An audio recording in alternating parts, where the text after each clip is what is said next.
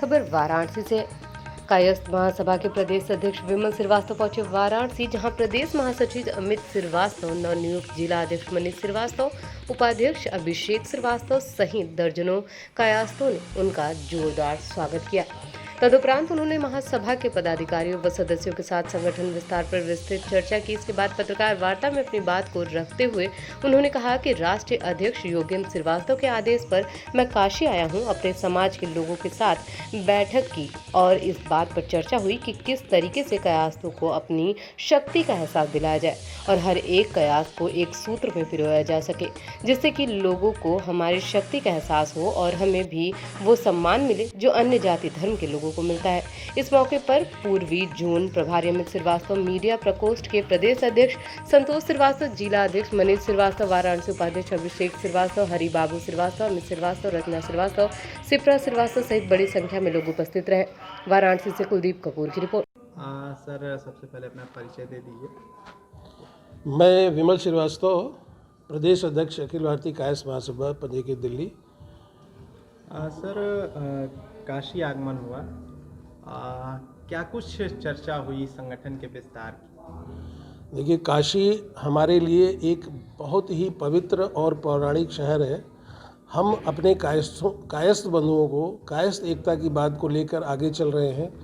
इसमें हम अपने काशी से इस अभियान की शुरुआत करने के निमित्त अपने अभियान को दिशा देने के लिए, बाबा से आशीर्वाद लेने के लिए काशी का आगमन हुआ है। और यहाँ पर हमारे जो कायस्थ बंधु हैं, जो कायस्थ एकता की बात करते हैं, कायस्थों को एक मंच पर लाने की बात करते हैं, उनसे इसी विषय पर चर्चा के लिए एकत्रित हुए हम लोग और उनसे वार्ता की गई है। और हम अभी की कोई हमारा मकसद नहीं है, हम सिर्फ कायस्थ हित के लिए अपने को एक मजबूत संगठन बनाने के लिए कायस्थ एकता की बात कर रहे हैं कि सभी कायस्थ भिन्न भिन्न मतों के हो सकते हैं, लेकिन कायस्थ के नाम पर हम सब एक हों, इकट्ठे हों, एकत्रित हों।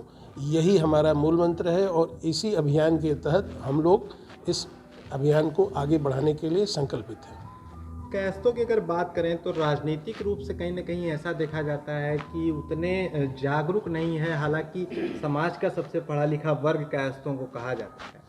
तो कायस्थ महासभा किस तरीके से प्रयास करेगी कि राजनीति में भी कायस्थों को वो मुकाम मिले जिसके वो हकदार?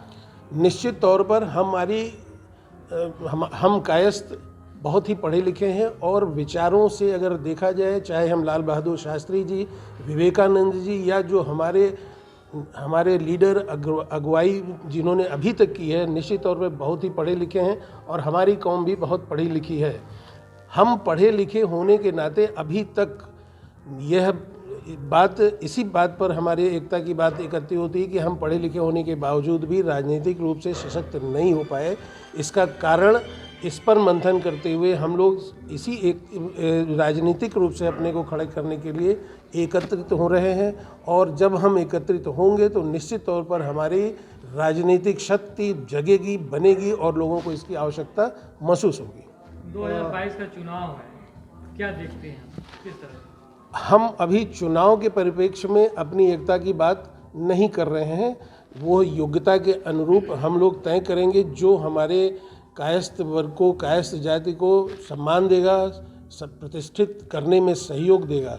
फिलहाल अभी हम उसके साथ रहेंगे, किंतु अभी हम राजनीति से अपने को दूर रख रहे हैं, संगठित होने का प्रयास कर रहे हैं और संगठित हो करके हम राजनीतिक शक्ति के रूप में जब उभरेंगे तब हम इस पर विचार करेंगे। आप प्रदेश अध्यक्ष हैं कायस्थ महासभा के।